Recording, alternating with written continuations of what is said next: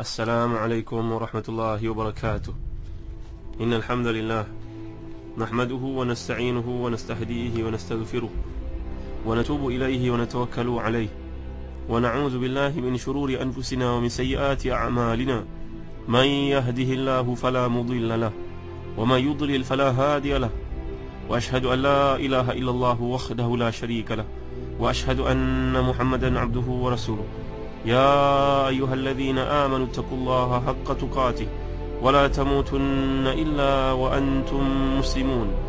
يا أيها الناس اتقوا ربكم الذي خلقكم من نفس واحدة وخلق منها زوجها وبث منهما رجالا كثيرا ونساء، واتقوا الله الذي تساءلون به والأرحام إن الله كان عليكم رقيبا.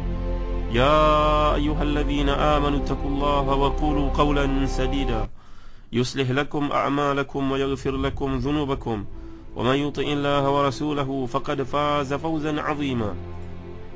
أما بعد، ikhwati fillah, muslim-muslimat yang dirahmati dan dikasihi Allah sekalian, kita sedang bincangkan pada kuliah yang lalu tentang penyerupaan ataupun gambaran tashbih yang Allah kemukakan bagi menampakkan kehebatan ahli syurga yang disebut oleh Allah SWT di situ bidadari-bidadari yang disediakan untuk orang-orang beriman, al-mukhlasin. Wa 'indahum qasiratut tarfi'in ka'annahunna baydun maknun. Fa aqbala ba'dhum 'ala ba'dhin yatasaalun. Qala qailun minhum inni kana li qarin yaqulu a innaka laminal musaddiqin. Fa idza mitna wa kunna turaban wa 'idhaman a inna lamadinun. قال هل أنتم مطلعون فاطلع فرآه في سواء الجحيم قال تالله إن كدت لتردين ولولا نعمة ربي لكنت من المحضرين. صدق الله العظيم. Dalam ayat 48 Allah gambar sisi mereka merupakan bidadari yang tidak liar pandangannya dan jelita mata, seakan-akan memegang telur burung unta yang tersimpan dengan baik. Lalu sebahagian mereka yang menghadap kepada sebahagian yang lain sambil bercakap-cakap, berkatalah salah seorang di antara mereka, sungguhnya aku dahulu di dunia mempunyai seorang kawan yang pernah berkata, apakah kamu sungguh-sungguh termasuk orang yang membenarkan hari kebangkitan? Apakah bila kita telah mati dan kita telah menjadi tanah dan tulang berulang, apakah sungguhnya kita benar-benar akan dibangkitkan untuk mendapat pembalasan? Berkata pula ia, mahukah kamu meninjau temanku itu? Maka dia pun meninjaunya. Maka dia melihat temannya itu di tengah-tengah neraka yang menyala-nyala. Dia berkata lagi, demi Allah, semuanya engkau ni benar-benar hampir mencelakakan aku tahu. Jika tidak kerana nikmat Rabbku, pastilah aku termasuk di kalangan orang-orang yang diseret ke dalam neraka. Jadi muslim-muslimat yang hati dan dikasihi sekalian, ahli syurga yang telah kita bincangkan pada kuliah lalu, wanita-wanita ahli syurga, bidadari-bidadari yang diperuntukkan oleh Allah SWT ni untuk orang beriman, menjaga kehormatannya, hanya melihat pada suami-suami mereka. Inilah merupakan pandangan Ibn Abbas, Mujahid, Zaid bin Aslam, Qatadah, Sudi dan lain-lain. Kali ini disebut oleh Al-Imam Ibn Jarir Tabari. Ain artinya yang bagus, yang cantik matanya, menggoda matanya, jernih matanya, menundukkan pandangan. Isteri yang salihah, yang cantik jelita ini menundukkan pandangan hanya untuk melihat suaminya. Ka'annahunna baydun maknun. Mereka seperti telur burung unta yang tersimpan rapi. Jadi Allah menyifatkan keindahan tubuh mereka dengan warna kulit yang sangat bagus. Ali bin Abi Talha meriwayatkan satu pandangan dari Ibn Abbas, seolah-olah mereka ni macamlah telur burung unta yang tersimpan dengan baik, iaitulah mutiara yang tersimpan dengan baik. Jadi tuan-tuan yang dimuliakan Allah sekalian, Allah menggambarkan dari syurga ni dengan berbagai-bagai tamsilan. Boleh kita lihat dalam ayat-ayat yang banyak menceritakan tentang mereka ni. Dulu kita pernah bincang dalam surah Rahman, cerita tentang wanita-wanita ahli syurga kan.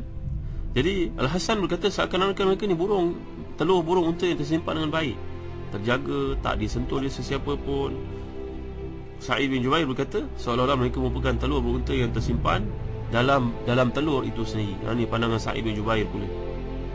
Telur tu bila dipecahkan, kita melihat bahagian dalamnya, putihnya dan kuningnya, Masya Allah, bersih.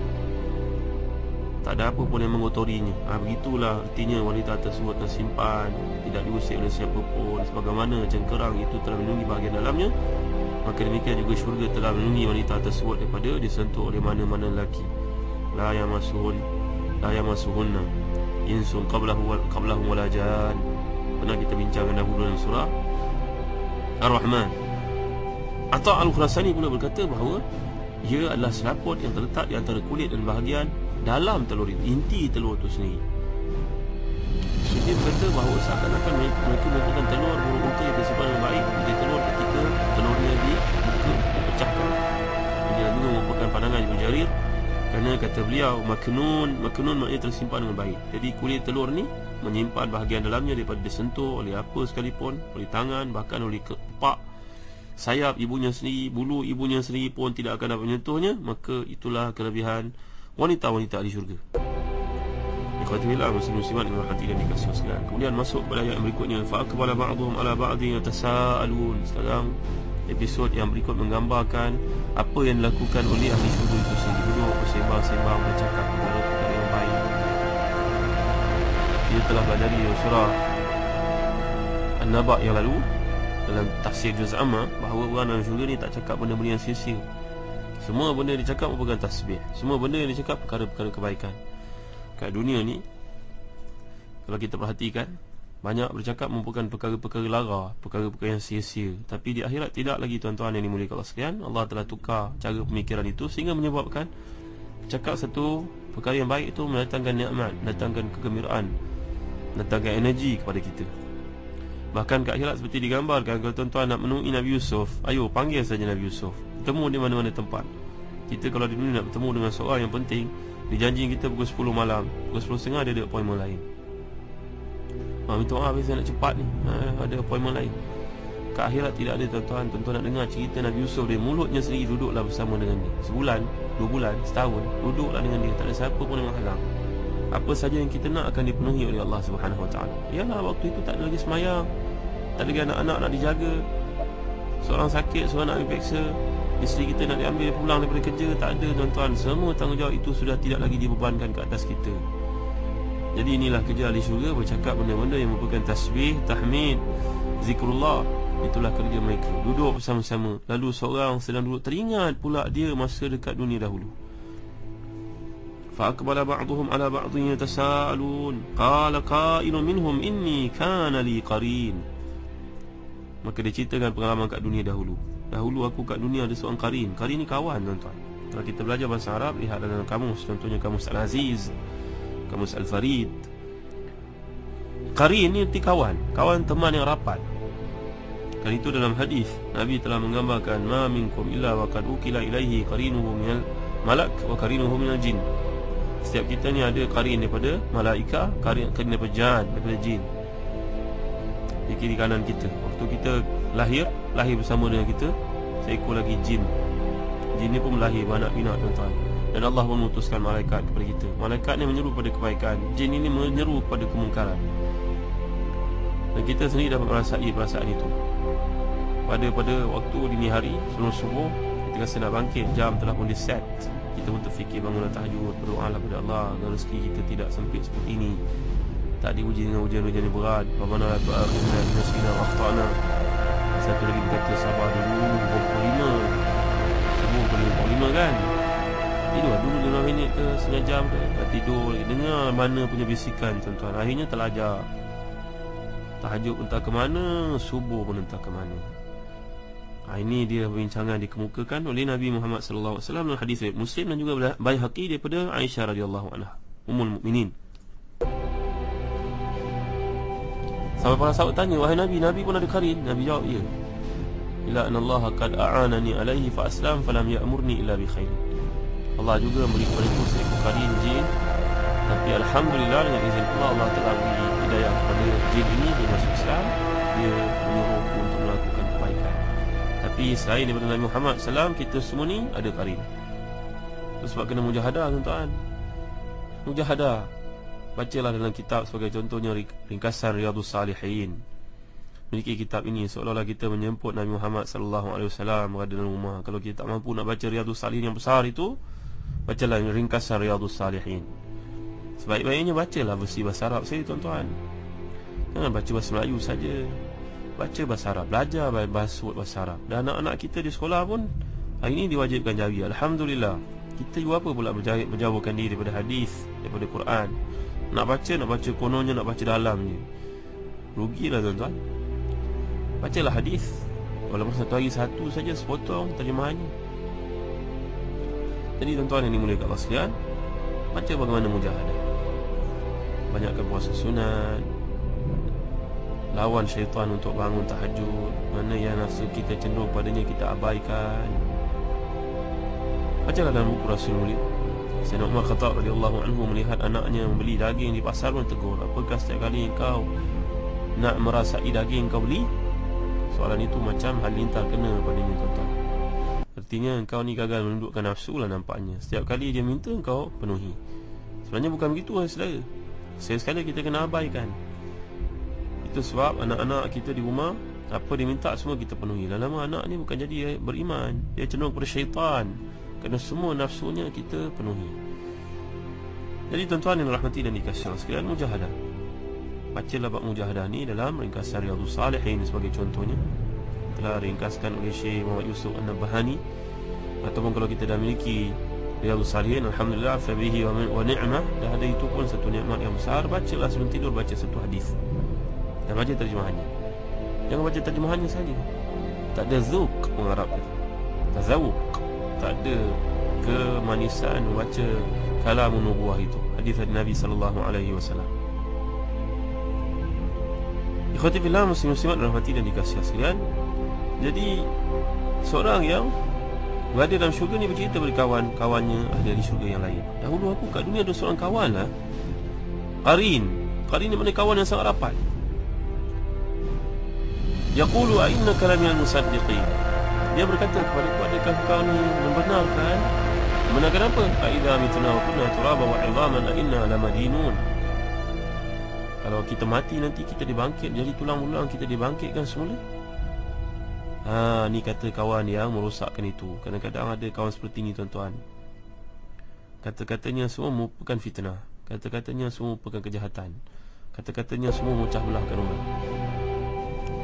Hindarilah orang seperti ni, tuan-tuan. Tapi kalau lah merupakan adik-adik kita sendiri, kadang-kadang payah juga nak menghindarkan diri daripadanya. Kalau dalam Islam ni orang yang melakukan perkara mungkar, mengajak orang kepada perkara-perkara yang mungkar, maka memulaukannya juga merupakan satu ibadah. Macam kita pelajari dalam surah Taubah yang lalu, 3 orang sahabat Nabi yang telah pun mengasingkan diri, meninggalkan arah Nabi untuk turut serta dalam perang Tabuk. Kita pelajari kan kisah ini. Nabi telah memulaukan mereka berapa bulan. Maka golongan yang suka menimbulkan fitnah dalam masyarakat ni pun wajar kita pulaukan. Tinggalkan mereka supaya mereka sedar bahawa perbuatan ni merupakan perbuatan yang mungkar, perbuatan yang perlu ditinggalkan. Dah berdebat dengan golongan seperti ni, macam berdebat dengan lebih susah daripada mengangkat batu turun daripada atas gunung. Ia sia-sia, perbuatan yang sia-sia. Mohonlah kepada Allah SWT, tuan-tuan, selalu seperti dikatakan oleh para ulama, para hukama, kalau anjing menyakitimu, janganlah layan sangat anjing itu, tapi mohonlah kepada tuan anjing tersebut agar menambat anjingnya. Jangan mengganggu orang yang lalu lalang. Maka kepada orang yang menyakiti kita ni, tuan-tuan, kita mohonlah kepada Allah SWT yang memiliki manusia semua, supaya menghindarkan diri kita daripada kejahatan. Dan masa yang sama kita bertawab kepada Allah. Mungkin kekurangan ada pada diri kita, itulah senjata yang paling ampuh.